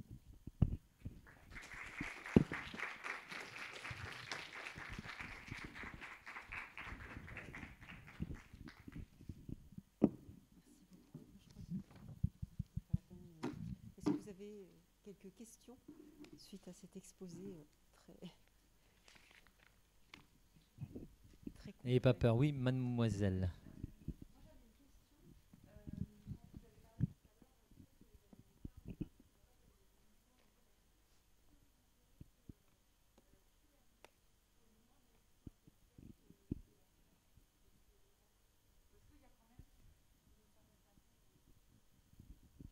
Oui, je pense que c'est une question très, très pertinente. Moi, j'ai été frappé par le fait qu'il y avait un élitisme et malgré tout des hiérarchies très fortes aux États-Unis. Je l'ai dit par exemple pour Adorno, il y a toute une école, Hannah Arendt, dans les deux cas ce sont des Européens d'ailleurs, mais une revue comme Partisan Review qui a été très importante dans les années 60, c'est une revue qui luttait pour cette hiérarchie énormément. Et je l'ai dit, les grands musées sont obsédés, ou ont été longtemps obsédés, pour amener au peuple un culte de la culture européenne. C'était ça la grande tradition. L'opéra américain est essentiellement, par nature, puisqu'il y a quand même beaucoup plus d'opéras européens que d'autres pays. La musique symphonique, moi j'ai vécu à Boston et à New York, j'allais souvent au Boston Symphony Orchestra, au New York Philharmonic. C'est essentiellement des interprétations de symphonies, de musique classique européenne. Et en même temps, cette matrice-là, très Partisan Review, c'était une revue très juive, très new-yorkaise des années 60, 50-60, qui avait beaucoup peur d'ailleurs du communisme. C'était une revue marxiste, mais qui rompait avec le communisme très tôt, comme d'ailleurs beaucoup de gens aux États-Unis. Cette matrice a, je crois, assez fortement disparu. Les musées, si vous allez au MoMA, au Met, à la National Gallery, vous verrez évidemment beaucoup d'artistes et d'œuvres européennes. Mais aujourd'hui, le discours, il est sur l'artiste noir, sur aller chercher des œuvres africaines, aller chercher une culture chinoise. Enfin, la diversité culturelle américaine, je ne l'ai pas dit tout à l'heure, j'aurais dû le dire. Il y a une décision de la Cour suprême à la fin des années 70 qui s'appelle la décision Bakke, B-A-K-K-E, c'est le nom de l'étudiant qui a attaqué en justice son université, donc ça a monté jusqu'à la Cour suprême. Et au fond, la Cour suprême dit que la matrice américaine antérieure, qui est celle du melting pot, autrement dit, tout le monde arrivait, on pouvait venir de partout dans le monde aux États-Unis, mais on tombait dans la casserole et on devenait américain. Et quand on devenait américain, on perdait son identité, sa culture, on devenait américain. Cette matrice-là a disparu.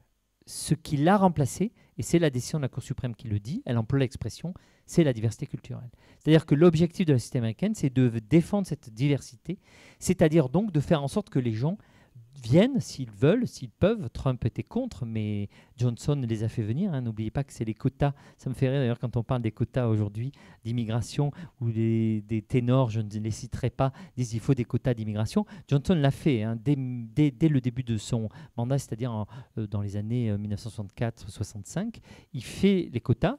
Et c'est le début de l'immigration totale. Enfin, c'est-à-dire qu'il n'y a plus aucune limite. C'est-à-dire que plus parce qu'à partir du moment où vous dites... à l'époque, l'immigration était très européenne aux États-Unis, et puis évidemment l'esclavage à l'origine, non voulu. Mais quand elle était voulue, elle était très européenne. À partir du moment où on met des quotas et on dit on veut des latinos, on veut des asiatiques, on veut en vouloir tant, ils viennent, évidemment, le temps n'est plus respecté. Il y a des millions de latinos qui vont arriver. Et donc, ça bascule complètement les années 80-90 avec une immigration qui est tout à fait incontrôlable et en réalité incontrôlée. Hein. Donald Trump a voulu mettre un mur, mais il passe au-dessus, par-dessous, à la nage, par d'autres pays. Moi, j'ai rencontré des Chinois qui étaient arrivés par le Mexique. Vous voyez, c'est totalement n'importe quoi. Et c'est comme ça. Enfin, on peut pas... c'est un autre débat. Je ne vais pas entrer dans ce sujet. Mais donc, pour terminer sur ça, c'est la diversité culturelle, la matrice du pays et non plus le melting pot. Et ça, c'est Cour suprême 78, décision Bakke. Et aujourd'hui, personne ne peut aller contre ça, quoi qu'on dise.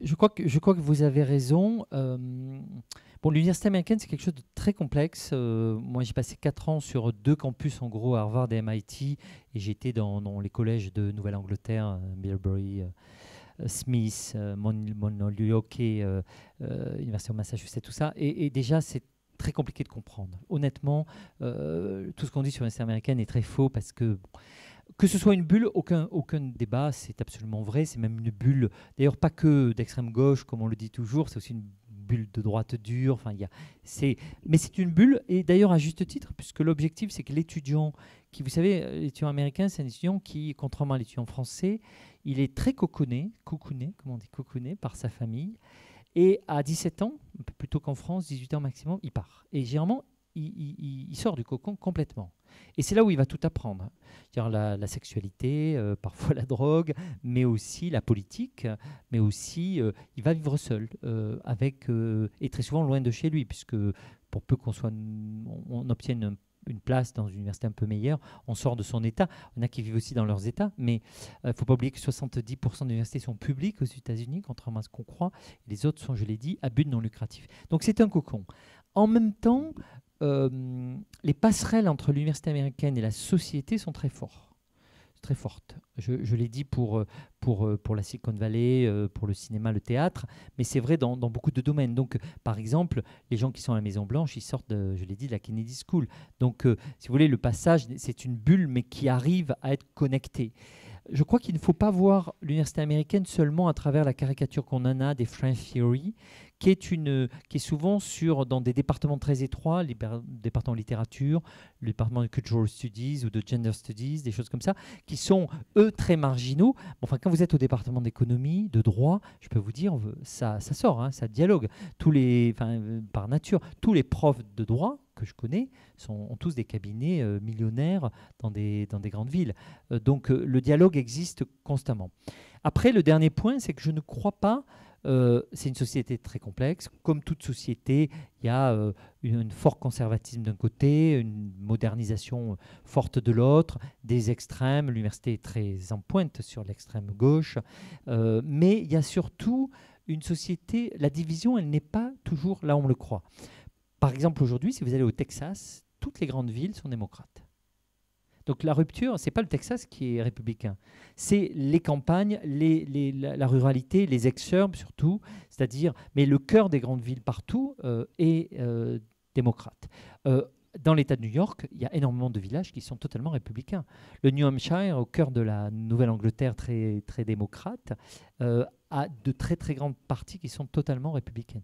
Donc vous avez là aussi beaucoup de différences. Donc les bulles sont multiples, et d'ailleurs on le voit lors des élections présidentielles. Vous voyez, canton par canton, enfin ce qu'on appelle ça des comtés, donc comment on dit en anglais, des districts, ou qui font que les gens vont voter de manière très, très spécifique. Pour terminer, je dirais que la culture américaine est quand même quelque chose qui unit le pays. Alors, avec aussi différentes cultures, hein, mais je dirais que le rap, c'est pas un hasard s'il est aujourd'hui la musique la plus... vous prenez le Billboard, moi j'en parle dans mon émission chaque dimanche, si vous prenez le Billboard, nous on a beaucoup de mal parce que c'est... les 20 premiers titres sont du rap, hein, systématiquement. Et donc, ça veut dire que c'est la jeunesse noire, mais c'est aussi la jeunesse blanche. C'est tout le monde qui écoute du rap. Même s'il y a aussi la country, qui est traditionnellement la musique des Blancs, entre guillemets, ruraux, et le blues, qui était la musique des Noirs pauvres. Mais bon, aujourd'hui, le rap unit. Et donc, du coup, ces matrices sont très fortes. Le cinéma américain aussi unit, quelle que soit sa tendance.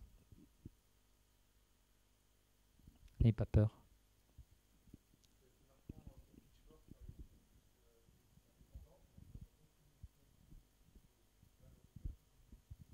Oui, après, il y a aussi, ce qui est intéressant, c'est les passages. Par exemple, quand vous regardez Le Roi Lion, je ne suis pas un grand fan du film, mais j'ai vu, comme pas mal de monde, le spectacle de Broadway, qui est venu en France plusieurs moments. Et ce qui est très marrant, c'est que Le Roi Lion, qui est quand même la culture Disney par excellence, il confie à Julie Taymor la mise en scène. Or, Julie Taymor, c'est la metteuse en scène du du Bread and Puppet Theater, c'est-à-dire le plus radical d'extrême gauche théâtre des années 70. C'est-à-dire celui où tout était gratuit et on donnait du pain aux gens qui venaient assister au spectacle pour aider les pauvres, soi-disant, à aller au théâtre.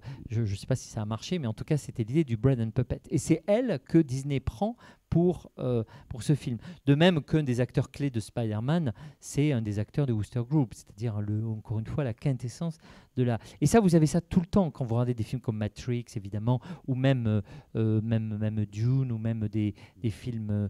Il y a toujours ce mélange incroyable d'avoir l'avant-garde mêlée au grand mainstream. Et puis surtout, ce qu'il faut bien comprendre, c'est que le mainstream, par nature, ne peut pas se renouveler. Enfin, parce qu'il y a un moment où vous êtes obligé, vous pouvez faire des sequels, mais le sequel, il a besoin de changer, il a besoin d'avoir une histoire. Et donc, vous êtes obligé de la renouveler. Vous la renouvelez par de nouveaux auteurs. Les séries télévisées, pour ça, sont un beau modèle. Et vous la renouvelez par, par des histoires qu'il faut aller chercher chez des gens qui ont des idées. Et ce n'est pas le CEO de Disney qui a les idées, évidemment, ni même tout son staff. Donc, et comme les gens qui ont des idées, ils ont le pouvoir, ils ont très vite l'argent et ils ont leur boîte indépendante. Et donc, vous avez ce dialogue qui revient constamment entre l'indé et le... Et donc, en fait, au fond, n'importe quel indé, il veut devenir mainstream et n'importe quel mainstream, il veut retourner aux indés. Et donc, c'est une espèce de matrice constante. C'est pas pour dire que ça produit pas des choses très nazes. Hein. Il y a beaucoup de choses, évidemment, qu'on n'aime pas, encore qu'après, c'est une question de jugement. Et sur ça, il faut toujours se méfier, puisque moi, dès que je dis que j'aime pas quelque chose, il y a toujours quelqu'un un peu plus geek qui va dire « Ah non, non, mais si tu n'as pas vu, il y avait des codes très, très sophistiqués. » Et à mon âge, j'arrive plus à comprendre rien parfois à ce qu'on me dit, surtout dans le jeu vidéo. Mais on voit bien aussi la matrice. Et alors, ce qui est intéressant aussi, c'est que on peut dire, l'administrateur culturel de base français dira « Oui, mais c'est une matrice américaine ». Moi, je pense que cette matrice mainstream, c'est une matrice de l'entertainment en général, et qu'en réalité, vous la retrouvez, même quand les Français font des films mainstream, on retrouve ça, ou alors d'autres codes, mais on retrouve ces codes-là, des codes. Et on le retrouve aussi d'une autre manière quand les Chinois tentent de faire du cinéma, quand les Arabes font du cinéma, ou de la musique, ou du jeu vidéo. On va retrouver, et c'est pas un hasard d'ailleurs, si nous on est... vous savez que la France est un grand pays, puisque jusqu'à il y a quelques jours, on possédait Universal Music, on est en train de le vendre. Dans le jeu vidéo, on est un des grands acteurs. Dans l'édition, on a 2 des plus grands groupes au monde. Et en même temps, tout ça produit la culture américaine, très souvent. Et c'est là aussi où il y a une autre idée clé, c'est que celui qui détient les moyens de production, contrairement à ce que croyaient les marxistes, ne détient pas les contenus. Et qu'aujourd'hui, je me souviens quand j'étais au Japon avec le CEO de Sony, dans une longue conversation, à un moment, je lui ai dit « Mais vous avez donné votre green light pour Spider-Man ?» Il me répond « Non. » Le film a été décidé intégralement, y compris le green light, aux États-Unis, en savoir c'était à New York, puisque le bureau de Sony est à New York, et après, bien sûr, à Los Angeles. Donc ça veut dire que vous avez beau posséder Sony et donc décider comment Spider-Man va être fait, eh ben, en réalité, c'est pas vous qui décidez.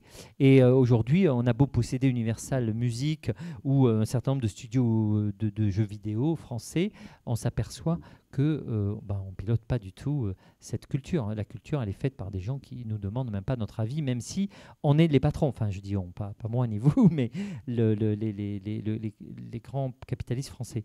Et c'est pareil, et je crois que c'est ça aussi que les Chinois n'ont pas compris profondément. C'est que c'est pas parce qu'on a de l'argent, c'est pas parce qu'on détient les moyens de production qu'on va créer. On crée si on laisse quand même la liberté aux créateurs, et en l'occurrence, vous voyez, ces personnes, même si le film de Spielberg il est produit par les Japonais ou par les Français, personne ne va dire à Spielberg ce qu'il doit faire. Et dans le cas de Spielberg, tout le monde le comprendra, mais c'est vrai aussi de tous les autres. Encore une dernière question. Moi, j'ai tout le temps, j'ai rien à faire ce soir, donc parce que je dois rester à Lyon dormir, c'est la première fois de ma vie, je crois. Non, sans doute pas. Puis en tout cas, les anti-manifs pour tous, les anti-mariages pour tous de la manif pour tous n'ont pas débarqué ce soir. Donc ils étaient très violents. Le jour où ils y étaient, il y avait 3 quarts, ils étaient venus 3 quarts. Mais il y avait aussi 3/4 de CRS, évidemment. Donc, du coup, il y avait les CRS, la manif pour tous, et puis nous, j'étais avec je ne sais plus qui, on essayait de défendre nos arguments. Ils hurlaient dès qu'on disait un mot. Alors, évidemment, on les traitait de pédophiles, parce qu'évidemment, c'était des catholiques, et donc c'était facile. Eux, ils nous traitaient de je ne sais trop quoi. Donc, ça a fait un débat. J'ai rarement vu ça. C'est pour ça que j'étais inquiet de venir à Lyon, puisque c'était mon dernier débat pas loin de Lyon, et j'avais un peu peur. Mais bon, comme quoi, la manif pour tous s'en fout du mainstream. Oui.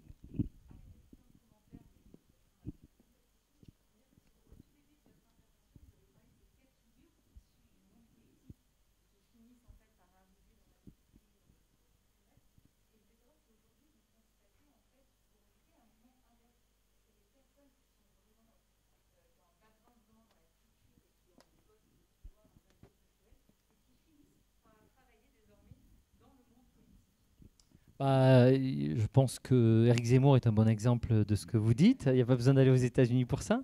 Évidemment, Donald Trump est malgré tout quand même, enfin, c'est pas exactement quelqu'un de l'entertainment, c'est quelqu'un plutôt de l'immobilier, etc., et de la finance d'ailleurs un peu, comment dire, barbouze, mais quand même, Reagan aussi, évidemment, avait été un bon exemple d'un acteur de cinéma. Il était plus qu'un acteur, d'ailleurs. Il était un acteur, mais il était surtout l'acteur de, je ne sais plus trop quoi, il jouait dans le film sur le chimpanzé, là, c'était ridicule. Mais surtout, il était patron de la, je pense qu'il était patron, si je me souviens même, de la Guild, c'est-à-dire du syndicat des acteurs, qui est, avec la MPAA, c'est le lobby. Et après, vous avez la guilde pour les acteurs, la guilde pour les réalisateurs, la guilde pour les les auteurs, etc. Et lui, il était patron de la guilde des acteurs de cinéma. Donc, ça veut dire qu'il avait un rôle un peu politique, d'ailleurs institutionnel, avant de devenir d'abord, je crois, gouverneur, enfin acteur clé de la Californie, puis président des États-Unis. Donc, oui. Après... c'est quand même des exceptions et c'est quand même des mondes. Je crois qu'il y a quelque chose d'important aux États-Unis, c'est quand même les sphères sont assez... les passages sont plus faciles peut-être qu'en France, mais les sphères sont quand même assez distinctes. Donc quand vous partez, vous partez. Il y a une espèce de passage. Un autre, mais en même temps, il y a beaucoup de cas. Par exemple, je vais vous livre une petite confidence, vous l'enlèverez de la vidéo, mais un jour, je me demande bien dans quelle ville j'étais de France, une ville vers l'Est, Metz ou Nancy, une ville comme ça, et tout à coup, je reçois un coup de fil, et le type me dit, c'est Steve Bannon. Alors d'abord, j'ai pas trop cru, mais en même temps, au bout de quelques minutes, il parlait anglais, et puis il y avait l'accent et tout, donc je me suis dit. Et donc, en fait, il avait adoré mon livre sur le Vatican, et il voulait en faire un film. Steve Bannon, Trump était président des États-Unis. Donc après, du coup, nous nous sommes vus. Il m'a invité à déjeuner dans son hôtel, enfin dans un hôtel à Paris où il était de passage. Puis après, je l'ai vu d'ailleurs chez lui à Washington. Je vous rassure tout de suite, je lui ai dit non pour le film, hein, donc il n'y avait pas de débat. Par contre, ça m'a intéressé de le rencontrer, et j'en ai fait d'ailleurs un portrait assez marrant dans le Nouvel Obs, et aussi dans un autre texte, et puis une interview pour France Culture. Mais là c'est très typique parce que j'ai appris ce que... D'ailleurs, je ne comprenais pas du tout pourquoi il s'intéressait à ça. Et en fait, j'ai appris qu'il était producteur de cinéma, que c'était ça son premier métier, et qu'il avait continué à garder ces boîtes-là. Et surtout, le truc le plus incroyable, c'est le film... Alors, je vais oublier le nom, donc mon effet est un peu cassé, mais comme je n'avais pas préparé ma réponse, je n'avais pas retrouvé ce titre. Le film le plus indépendant, contre-culturel et le plus gai de l'histoire des États-Unis, ça s'appelle Tarnation, je crois. C'est lui qui l'a produit. Et donc, c'est là où il y a quand même des trucs bizarres, quoi. Parce que... Enfin bon, moi j'ai rien contre, je parle à tout le monde, ça ne me pose pas de problème de parler avec X ou Y, hein. Mais que ce mec-là, qui soit la caricature de la droite réactionnaire, catholique, par ailleurs d'extrême droite, enfin, il faut dire ce que c'est, Trump c'est l'extrême droite, qu'il ait produit ce film-là, c'est un truc que je m'en suis toujours pas remis. Voilà. Et alors, c'est pas pour autant qu'on lui a fait faire le film, mais ça montre un truc intéressant. Et alors, ce qui est marrant aussi, je vous termine pour cette anecdote, vous me permettez encore une minute, puisqu'il faut quand même pas s'amuser. Lorsque je déjeune avec lui, j'accepte d'aller, ça se passe pas au Crillon, l'autre hôtel très, très luxueux. Sa chambre coûtait 8 000 € la nuit. Je sais, puisque le JDD avait sorti un article, tout le monde voulait le rencontrer, moi il m'a invité, j'étais tout content. Donc je vais là-dedans, on mange des œufs, c'était pas, j'imagine des œufs devaient coûter 100 €, mais c'était juste des œufs. Et à un moment, il me dit, vous savez, j'ai lu votre livre, j'étais un peu, je savais pas trop quoi en penser.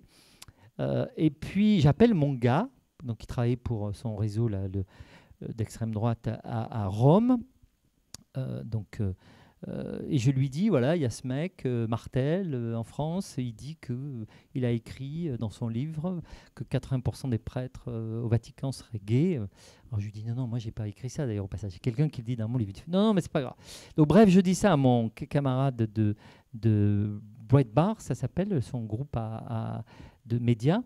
Et le type lui fait, non, Martel, il se trompe. C'est pas 80%, c'est 90%. À partir de là, Beynon m'a dit, bon, je vous fais confiance.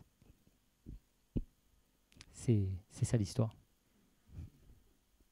Merci. Donc peut-être à demain soir pour la suite de cette conférence et de cette discussion. Peut-être vous parlerez plus demain soir, pour ceux qui seront là. Vous pouvez amener vos copains, vous pouvez amener les gens de la Manif pour tous. Maintenant, ils savent que je suis là.